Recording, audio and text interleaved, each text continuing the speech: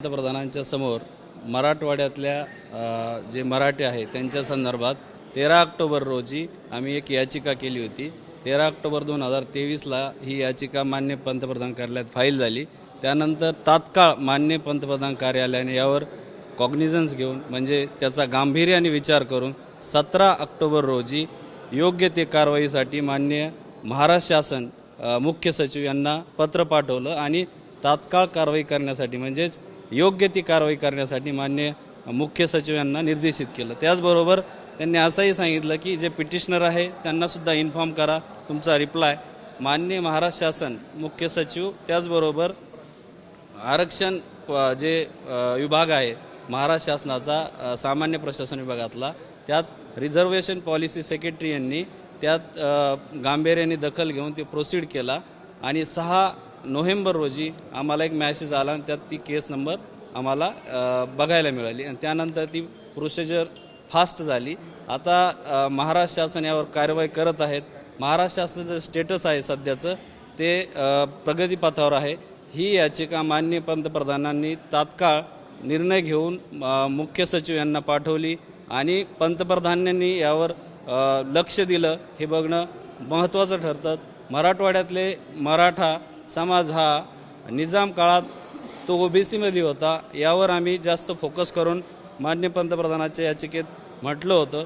त्यात ओबीसीमध्ये म्हणजेच हैदराबाद स्टेटमधला जे हैदराबाद स्टेटची लिस्ट आहे ओबीसीची त्यात मराठा समाज इन्क्लूड होता। त्यात मराठा कुणबी मराठा अशा नोंदी अनेक आहे आणि टक्केवारीनुसार त्यावेळी जी जनगणना झाली होती त्यात निर्देशित केलं होतं। अनेक पुरावे आम्ही माननीय पंतप्रधान कार्यालयात सबमिट केले आहेत।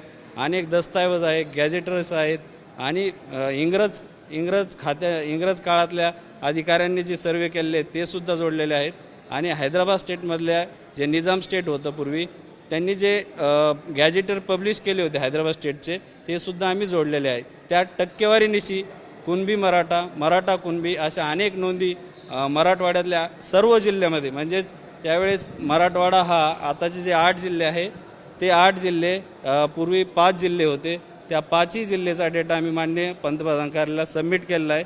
आशेचा किरण म्हणजे मराठवाड्यातल्या मराठ्यांसाठी माननीय पंतप्रधानांनी विशेष लक्ष देऊन यावर तात्काळ कारवाई केली। तुमच्या माध्यमातून मी त्यांना धन्यवाद देऊ इच्छितो। निश्चित प्रकारे हा आशेचा किरण मराठ्यांसाठी मानला जातो। किती सालापर्यंत मराठा समाजाला म्हणजे निजामाच्या राजवटीमध्ये ओबीसीमध्ये आरक्षण होतं? 1948 पर्यंत तसा ओबीसी वर्ग तसा त्यावेळेस नव्हता पण वेगळ्या पद्धतीने आरक्षण होतं। 1948 पर्यंत निजाम स्टेट होतं। त्यानंतर बॉम्बे स्टेट निर्माण झाला आणि बॉम्बे स्टेटमध्ये मराठवाडा मर्ज झाला। त्यानंतर 1960ला महाराष्ट्र निर्माण झाला पण महाराष्ट्रात मराठवाड्यातल्या मराठ्यांना आरक्षण मात्र नव्हतं। आता हे बघणं महत्त्वाचं ठरेल की पंतप्रधान यावर आणखीन लक्ष घालून तुमच्या माध्यमातून विनंती करतो की पंतप्रधानांनी आणखीन लक्ष घालून मराठवाड्यातल्या मराठ्यांना निश्चित प्रकारे आरक्षण द्यावं। नमस्कार मंडळी, स्वागत आहे तुमचं मराठी एक्सप्रेस आपल्या लोकप्रिय चॅनलमध्ये। मंडळी, हा व्हिडिओ तुम्ही पाहिलाय मराठा आरक्षणाच्या मुद्द्यावरती एक अत्यंत महत्त्वाची बातमी सध्या सेंट्रल गव्हर्नमेंट म्हणजेच दिल्लीच्या राजकारणातून समोर येते आहे। मराठा आरक्षणाच्या मुद्द्यावर पहिल्यांदाच पंतप्रधान नरेंद्र मोदी यांच्यासमोर हजारो पानांची जनतक्रार याचिका दाखल करण्यात आलेली आहे।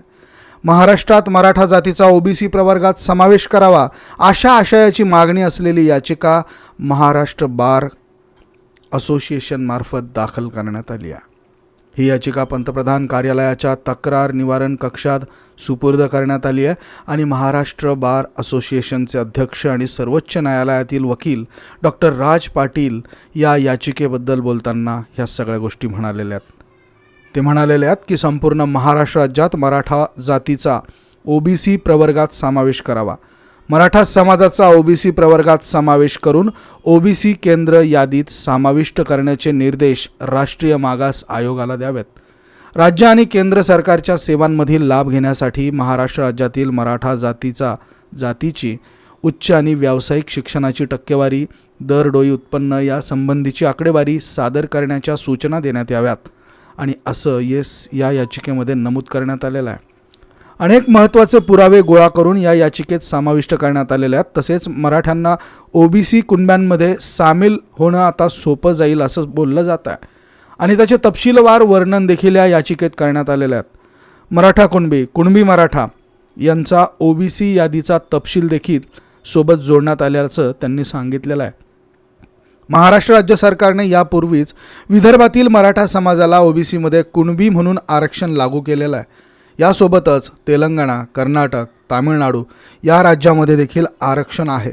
पंतप्रधान नरेंद्र मोदी यांनी हस्तक्षेप करून मराठा आरक्षणाचा प्रश्न सोडवता येईल त्यासाठी ही याचिका अत्यंत महत्त्वाची भूमिका बजावणार आहे. त्यामुळेच या याचिकेला दाखल करण्यात आल्याचं देखील ते म्हणालेले आहेत.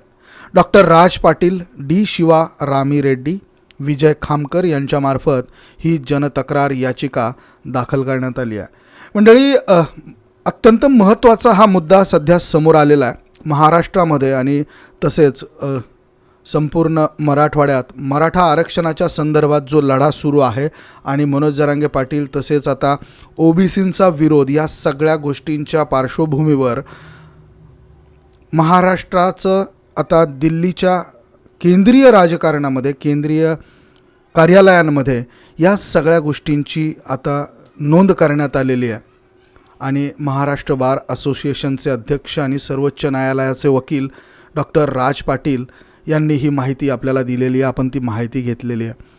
मंडळी, आपण असंख्य वक्त्यांना किंवा असंख्य लोकांना या संदर्भात बोलताना ऐकलेलं आहे, पाहिलेलं आहे. त्या सगळ्यांचं म्हणणं आहे की या सगळ्या गोष्टींचा जो निर्णय आहे तो दिल्ली आणि केंद्रातून लागणार. महाराष्ट्र राज्य यामध्ये फार जास्त हस्तक्षेप करणार नाही. केंद्र सरकार यामध्ये हस्तक्षेप करू शकतं. आणि आता अशा पद्धतीची अत्यंत महत्त्वाची बातमी ही केंद्र सरकारच्या माध्यमातून आणि ॲडव्होकेट राज पाटील यांच्या माध्यमातून समोर यायला लागलेली आहे. मराठा कुणबी मराठा यांचा ओबीसी यादीचा तपशील हा देण्यात आलेला आहे. आणि राज्य सरकारने यापूर्वीच विदर्भातील मराठा समाजाला ओबीसीमध्ये कुणबी म्हणून आरक्षण लागू केलेलं आहे. त्याचसोबत आपण पाहिलेलं आहे की तेलंगणा, कर्नाटक, तामिळनाडू या राज्यांमध्ये देखील अशा पद्धतीचं आरक्षण अस्तित्वात आहे.